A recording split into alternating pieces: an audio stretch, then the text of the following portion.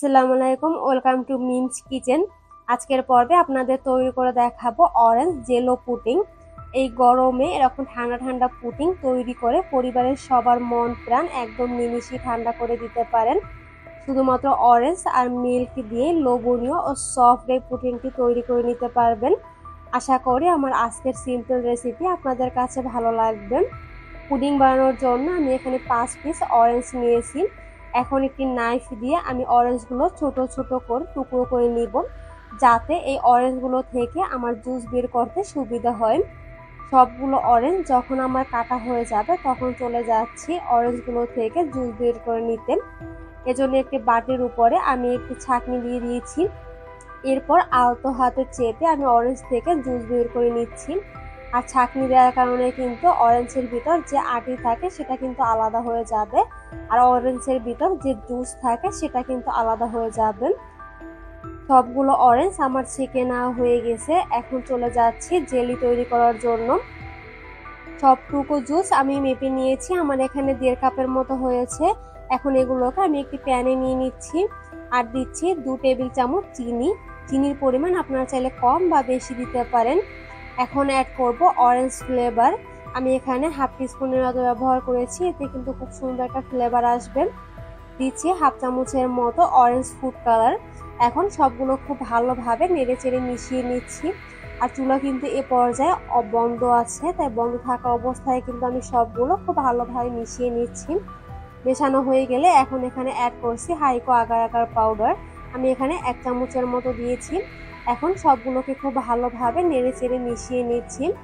মেশানো হয়ে গেলে এখন চুলা অন করে আমি এই জেলিটাকে জাল দিয়ে নিব 2 মিনিটের মতো।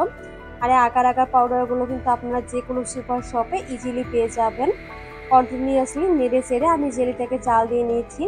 আমার জেলি জাল দেওয়া হয়ে গেছে। এখন যে পাত্রে আমি জেলি সেট করব সরাসরি সেই পাত্রে ঢেলে নিচ্ছি।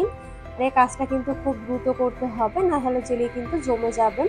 এখন এভাবে আমি রেখে দিব জেলি পুরোপুরি সেট হওয়ার জন্য। আমার জেলি পুরোপুরি সেট হয়ে গেছে।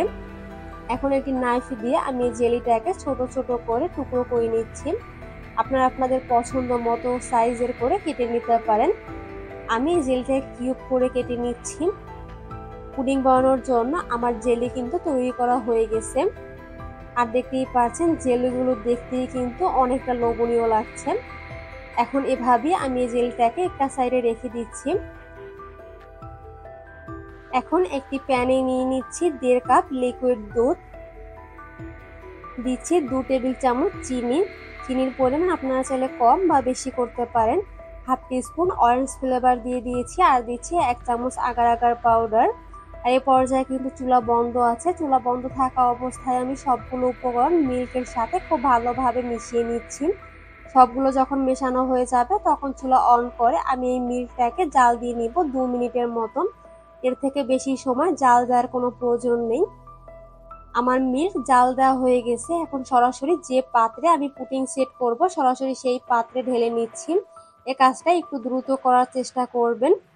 এখন যে কিউব করে আমি জেলিগুলো কেটে রেখেছিলাম সেগুলো আমি দিয়ে দিচ্ছি। এভাবে হাত দিয়ে আমি ছড়িয়ে দিচ্ছি, এতে কিন্তু খুব সুন্দরভাবে পড়বে জেলিগুলো, একটার সাথে একটা লেগে যাবে না। সম্পূর্ণ জেলি আমি দিয়ে দিয়েছি। এখন এরপর থেকে সমান করে দিচ্ছি। এখন এভাবে আমি রেখে দিব পুডিং পুরোপুরি ঠান্ডা হওয়া পর্যন্ত। পুডিংটা যখন ঠান্ডা হয়ে যাবে তখন এই পুডিংটাকে আমি নর্মাল ফ্রিজে 1 ঘন্টার জন্য রেখে তারপরে খুব ভালোভাবে সেট করে নিব। আমার পুডিংটা কিন্তু পারফেক্ট ভাবে সেট হয়ে গেছে। আর আমি 1 ঘন্টা কিন্তু নর্মাল ফ্রিজে রেখে এটাকে সেট করে নিয়েছি। তাতে কিন্তু পুডিংটা একদমই ঠান্ডা হয়ে গেছে। এখন একটু নাইফ দিয়ে আমি পাশ থেকে একটু ছাড়িয়ে নিয়েছি, যাতে পুডিং ডিমোল্ড করতে সুবিধা হয়। আমার পুডিং ডিমোল্ড করা হয়ে গেছে। আর দেখতেই পারছেন মাশাআল্লাহ পুডিংটা দেখতে কতটা লোভনীয় লাগছে। তৈরি হয়ে গেল অরেঞ্জ জেলো পুডিং। আমি আপনাদের সাথে পুডিংটি কেটে শেয়ার করছি যে পুডিংটা কতটা সফট আর স্মুথ হয়েছে আর একদম পারফেক্ট ভাবে জমেছে। যদি আপনাদের কাছে রেসিপিটি ভালো লেগে থাকে তাহলে অবশ্যই বাসায় ট্রাই করবেন। দেখবেন পরিবারের সবাই খুবই পছন্দ করবেন। এরকম আরো সিম্পল রেসিপি যদি আপনারা পেতে চান অবশ্যই চ্যানেল সাবস্ক্রাইব করে দিবেন। পেজ থেকে দেখলে ফলো করে দিবেন। নতুন কোনো রেসিপি যদি দেখতে চান তাহলে অবশ্যই কিন্তু আমাকে কমেন্ট সেকশনে কমেন্ট করে জানাতে পারেন। আপনাদের কাছে রেসিপিটি কেমন লেগেছে জানাবেন। আজ এ পর্যন্তই, কথা হবে নতুন কোনো ভিডিওতে। আল্লাহ হাফেজ।